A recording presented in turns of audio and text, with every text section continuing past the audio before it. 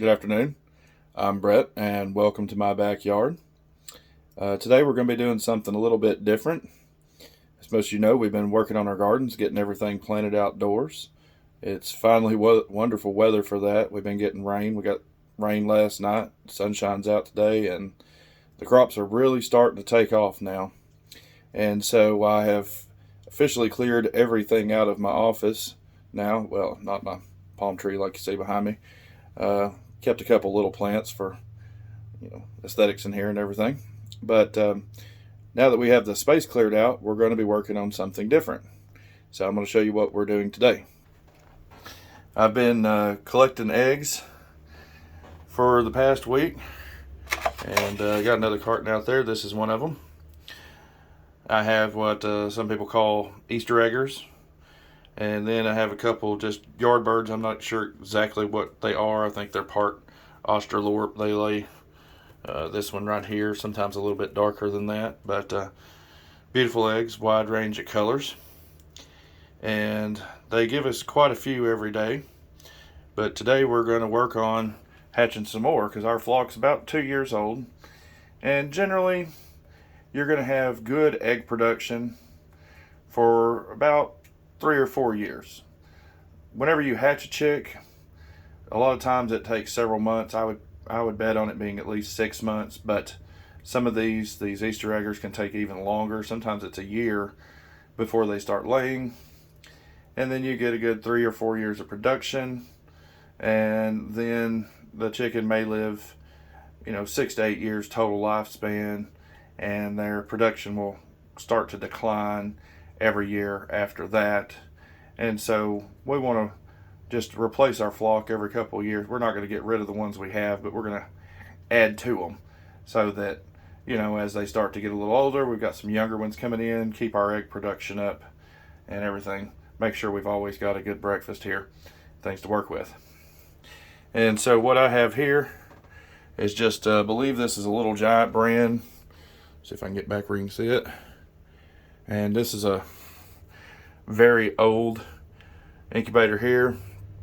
This thing's been around for a long time. When I was little, my mom used to hatch eggs in her classroom, and I remember us hatching duck eggs and everything with this thing, and I've done a few hatches over the last several years, and so it's definitely worked out quite well, and it's made a good styrofoam. If you don't have one of these, they're relatively cheap, but you can actually make a hatcher out of an old styrofoam cooler. Lots of other things. There's some videos online about that. But this one, I think here, one time I think there was a thermometer that actually went in there, and it's had a crayon marker lid just blocking the hole for many years now. Still works just fine. So let's open it up. You may notice it's a little dirty. It's been on my porch for a couple years since our last hatch, but I rinsed it out really good before using it. If you want to, you can use a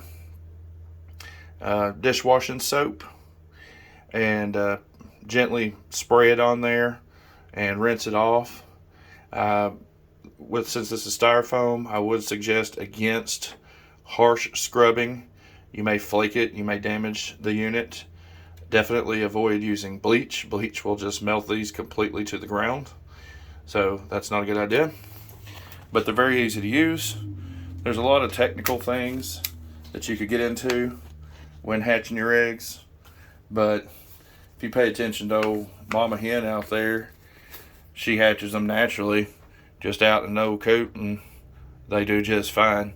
So you don't have to be too specific about it, but there are a few things to keep in mind. The first is, you'll notice in the center here, it's got these little trays. We're just going to take some room temperature water I got here, and we're going to put some in there. We want to make sure that we monitor this, that there's always water in these little trays to keep the humidity up. And then some people go ahead and turn theirs on before they put their eggs in there. I don't. I'm going to put them in. I'm going to turn it on as soon as I get this going. But if you decide to turn yours on, you can let it go 6 or 8 hours to achieve a nice stable temperature before you put your eggs in. We don't get that much into detail. The biggest thing we do is we take our egg here. Look at that beauty. And I'm going to put it here. And I'm going to do this with all of them. I just take a marker on it. And I'm going to mark an X here. See if I can do this one-handed. There we go. And I'll usually mark an O on the other side. But you don't have to. And the reason for this is that naturally old mother hen's going to turn these eggs several times a day. Now we want to try to keep this heat constantly, but you know, she'll get down, she'll get her feed during the day.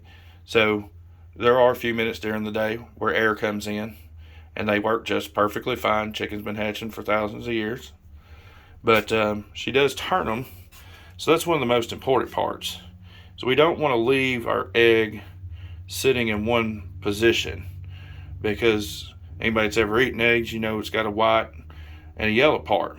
And that yellow part, the yolk there that actually becomes the little chicken, if it's left to sit in one position too long, it can sink down and get stuck to a side, and then that could be detrimental to the little chick hatching at a later time whenever they come out. Usually it takes about 20 to 21 days to hatch a chicken egg. I would say that, you know, mark it on your calendar. I would go ahead and give them at least 26 days to hatch. Give them a few days over just to make sure. But usually you'll know within that amount of time. And we'll maybe get into a video later about checking the viability of eggs before we put them in there. There's lots of things you can do about candling, looking for veins in eggs to see which are more of a viable egg or not. But today we're just going to go with what we've gathered up and see how it works out. Now, like I mentioned, we're going to turn these. So the reason I mark it is a few times a day, I'm going to take it and I'm going to just flip it over here. So while I got it flipped over, go ahead and mark that. And this will make sure that we don't get the yolk sticking to one side. Well, it's a pretty pathetic looking O, but it'll work just fine. And another thing is we want to try to flip these at least 3 to 5 times a day if possible. And the reason I say an odd number of times is you come in here in the morning and this is on an O. Try to make sure that evening before you go to bed that it's back on the X. The reason being is that's going to be the longer part of the day probably that you're sleeping and has the most opportunity to sink down to the bottom. And so flipping it an odd number of times is better. Don't worry if you forget. Like I said, they'll probably be just fine. But we want to do this for about the first 18 days. And then those last 3 days, we want to stop flipping. And the reason being is the chicken is pretty much fully developed. And then last few days, the little chick is just getting itself positioned to be able to peck out. And so if we keep turning it at that time, it could hinder them being able to orient themselves. And so the last few days, leave the eggs alone. So mark it on your calendar. For 18 days, flip 3 to 5 times. From 18th day on, we're going to let them sit.